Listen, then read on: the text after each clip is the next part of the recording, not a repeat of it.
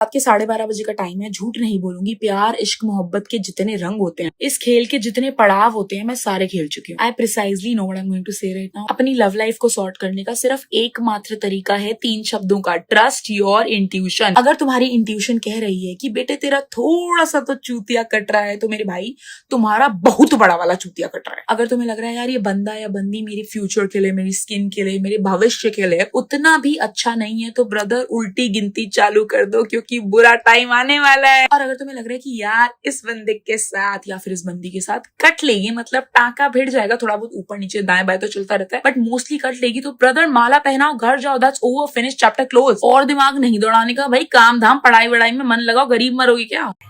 गरीब मरोगे क्या? ये लाइन अच्छी लगी मुझे भी गरीब नहीं मरना यार। लेकिन पहले की बात करते हैं, ठीक है। ट्रस्ट योर इंट्यूशन बहुत सारे बंदे करते नहीं है, वो है ना, देखते ही नहीं है यार। एंड इसी वजह से मैं तुम्हें यहाँ पे एक बंदे की कहानी सुनाने वाला हूँ।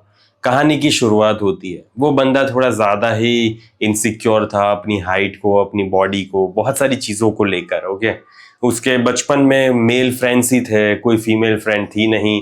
एंड जो भी मेल फ्रेंड्स थे वो भी 1-2 ही मेल फ्रेंड्स थे, बिकॉज वो इतना ज्यादा अच्छे से इंटरेक्शन कर नहीं पाता था यार। उसे आता ही नहीं था कि कैसे बात करनी, कैसे बात नहीं करनी, ठीक है। तो अब थोड़ा बड़ा हुआ, तो और थोड़ा बड़ा हुआ, फिर शादी की उम्र हुई उसकी। एंड शादी की उम्र होते होते उसकी लाइफ में कोई लड़की आई नहीं थी, लेकिन अरेंज मैरिज के लिए लड़की ढूंढी जा रही थी।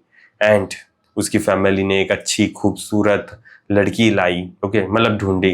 तो फिर दोनों ने बात की। बात में वो थोड़ा ऑकवर्ड फील कर रहा था, थोड़ा इनसिक्योर था, लड़की भी थोड़ा इनसिक्योर थी, थोड़ा अच्छा फील नहीं कर रही थी। लेकिन ठीक है, दोनों की बात हुई, दोनों एक दूसरे से बात कर रहे थे टेक्स्ट मैसेजेस पे। ओके, मतलब वहां पे अरेंज मैरिज वाली मीटिंग हो गई थी, लेकिन अब टेक्स्ट मैसेजेस पे आ रहे हैं। एंड दोनों ने सोचा कि हाँ ठीक है, we are okay with each other, so let's see how things go, right. कि देखेंगे बाद में, फिर 1-2 साल बाद या 1 साल बाद या 6 महीने बाद कि शादी होती है नहीं होती। मतलब सगाई हो गई थी, सगाई करने वाले थे, शादी का बाद में सोचेंगे, मतलब बाद में डिसाइड होगी, राइट। थोड़ा टाइम लगता है शादी की डेट में। तो एक्चुअली मुझे ये सारी प्रोसेस के बारे में इतना पता नहीं है। बाकी यही है कि मतलब हाँ, इतना टाइम हुआ, उसके बाद मतलब सगाई हो गई थी उसकी, 2 महीने हुए थे बंदी से बात करते हुए। लेकिन फिर क्या हुआ पता है, धीरे धीरे वो बंदी ने थोड़ी थोड़ी चीजें बोली अपने बारे में कि यार मेरा है ना एक मेल बॉयफ्रेंड था, ओके, एंड उसके साथ मेरा सब कुछ हुआ था, लेकिन ऐसा कुछ नहीं है, अभी कुछ नहीं है, ओके। तो ठीक है, उस बंदे ने भी बोला हाँ ठीक है यार, कोई नहीं, होता है, ओके, बड़े बड़े देशों में छोटी छोटी बातें होती रहती है, हुआ था, सेक्स हुआ था, क्या फर्क पड़ता है, it's okay, it's not a big deal. And फिर कहानी में थोड़ी और आगे बढ़ती है। 3 महीने हुए। अब 3 महीने में बंदी बोलती है कि मेरा जो वो एक्स बॉयफ्रेंड था ना, वो अभी भी मुझे कॉल करता है, एंड मैं भी उसे कभी कभी बात कर लेती हूँ, बिकॉज मुझे ऐसा नहीं चाहिए यार कि वो बुरा मान जाए। वो मतलब ऐसा कुछ है ही नहीं हम दोनों के बीच में, वो तो बस जब कॉल करता है तो बात कर ली थोड़ी, बाकी मैं बात नहीं करती उससे।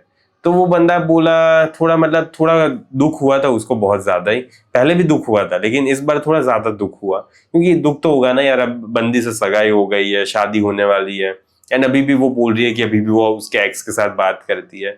दुख हुआ उसको, लेकिन वो क्या था ना यार, वो सच्चा नाइस गाय था, उसको कंडीशन किया गया था यार कि नहीं, चिल करो, लड़की सब अच्छी होती है, ओके, लड़की कभी खराब नहीं होती, एंड लड़की पे भरोसा करो, लड़की के लिए सब कुछ करो, ये करो वो करो, एंड फिर वो तुम्हें पसंद करेगी। तो वो सारी चीजों से कंडीशन हुआ था, तो इसलिए वो भी बिलीव कर रहा था नहीं यार मुझे करना चाहिए, ठीक है, मुझे करना चाहिए उसके लिए ये सारी चीजें। तो ठीक है, it's not a big thing, okay, again बड़े बड़े देशों में छोटी छोटी बातें होती रहती है।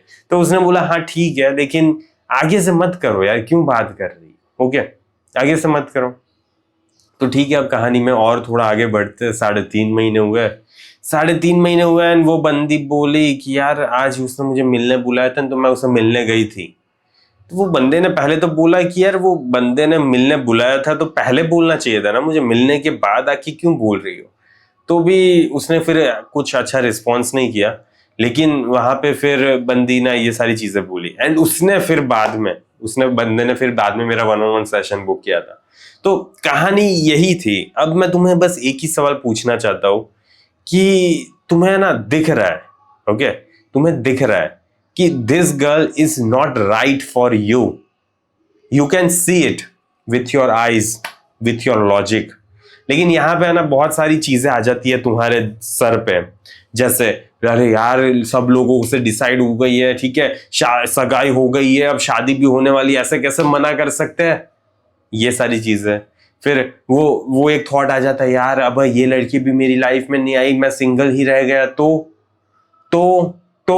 ठीक है, पूरी जिंदगी तन्हाई में बिताऊंगा मैं, यही अपने हाथ का यूज करता रहूंगा, मतलब ऐसा कुछ अगर सोच रहे हो तो मतलब बहुत सारी चीजें सोचते हैं। एंड इसी वजह से कहीं ना कहीं वो बोलते हैं नहीं यार 19-20 है, चलता है, कोई बड़ी बात नहीं है। एंड फिर मे भी भविष्य में पता नहीं क्या ही हो जाए। तो story, moral of the story क्या है पता है?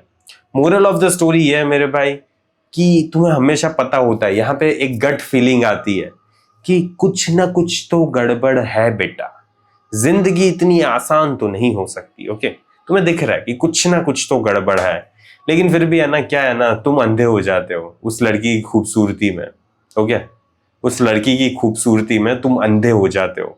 या तो फिर अगर खूबसूरत नहीं भी होती ना तो भी तुम किस में पागल हो जाते हो पता है? या तो फिर तुम्हें किससे डर लगता है कि यार कोई नहीं मिली तो इससे अच्छा तो यही है, चलेगा। ओके, ये थॉट, स्कैरसिटी वाली माइंडसेट, तो इन दोनों चीजों की वजह से मेरे भाई कहीं ना कहीं तुम अपनी लाइफ में है ना अच्छे बेटर डिसीजंस नहीं ले पाते।